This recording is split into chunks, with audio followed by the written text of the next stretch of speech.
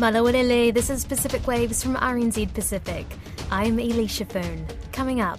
It's never been held in a small Pacific state. With 56 members, that means potentially you've got 56 leaders heading to Samoa. Samoa sets the stage for the upcoming Commonwealth Heads of Government meeting. In just a few days' time, Samoa will host 56 country representatives for the 27th Commonwealth Heads of Government meeting CHOGM, under the theme Our Resilient Common Future, Transforming Our Commonwealth. It's the first time the biannual event is being hosted by a Pacific Island nation, and the first time King Charles III will deliver the opening address as head of the Commonwealth. Susana Suisuiki spoke to geopolitical analyst Geoffrey Miller to discuss the significance of the event for the Pacific region.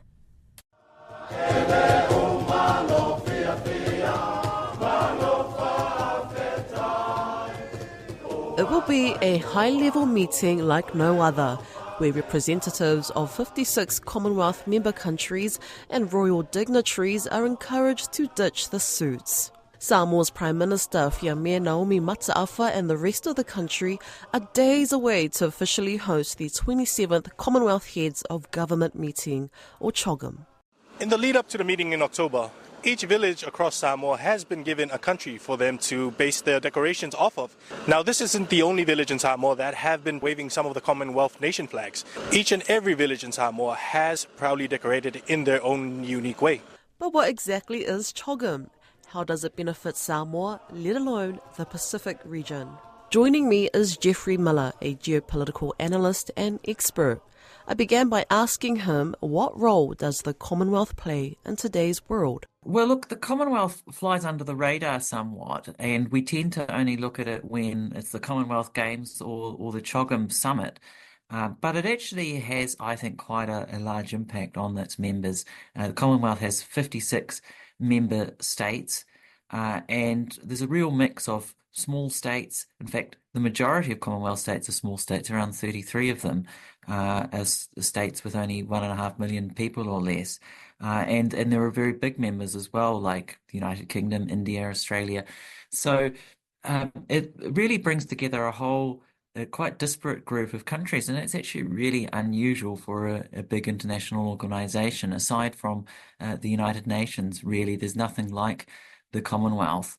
And I think that's probably its greatest value, because these days, so many international organizations, they're based on a common view of the world. If you think of the likes of the AUKUS grouping, it's a particular viewpoint, particular small group of countries banding together in a common cause. With an unwavering faith, a high courage and a quiet heart, we shall be able to make of this ancient Commonwealth, which we all love so dearly.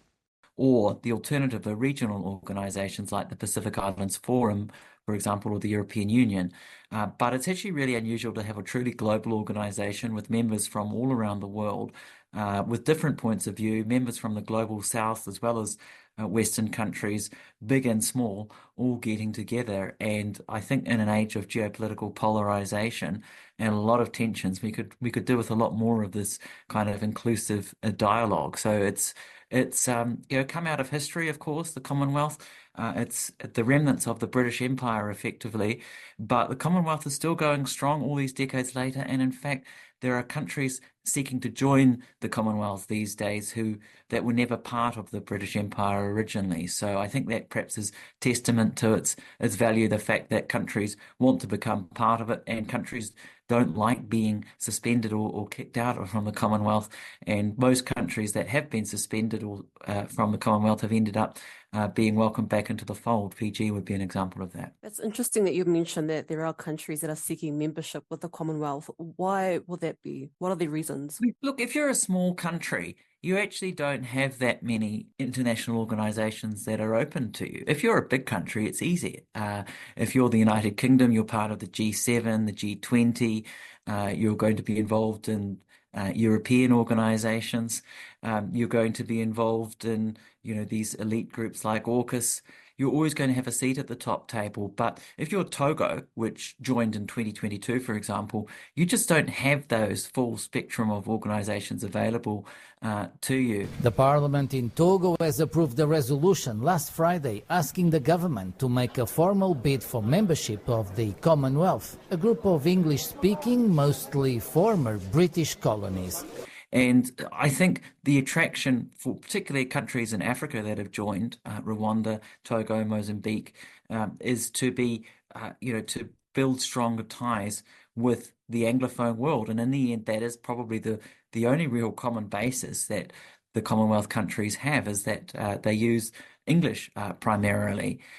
So that's, again, a legacy of the British Empire. So when it comes to former French colonies, Togo, Gabon, that joined back in 2022, I think the attraction of building ties with the Anglophone world away from the traditional French-speaking countries that they would have had ties with, I think that's a part of the attraction. And look, the Commonwealth describes itself as a family. I think that term is overused in international relations, where really things are about interests. I think in this case, though, when it comes to the Commonwealth, family perhaps does actually fit the bill.